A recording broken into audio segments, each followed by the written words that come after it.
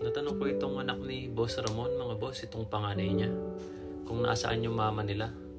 Ayun, nalaman natin na 6 years na pala silang iwalay. Kaya siya ngayon yung tumatay, yung pinakananay nila sa bahay, nag-aasikaso, naglilinis, naglalaba, nagsasahing. Habang nasa trabaho yung tatay nila, siya yung nag-aasikaso sa mga kapatid niya. Ito yung dahilan kaya hindi na sila nakakapasok sa eskwelahan. Wala nag-aasikaso sa kanila. Alam ng tatay nila, papasok na sila. Tapos, pag alis niya, hindi na niya alam yung mga ginagawa nila kasi walang gumagabay sa kanila. Kahit hindi ko na-experience itong kalagayan nila, alam kong napakahirap nito. Sa sitwasyon din ni Boss Ramon bilang single parents, 4 ito. Imagine 6 years na yun, tapos ngayon 12 years old na yung panganay niya. 6 na taon pa lang, ganun na yung sitwasyon nila.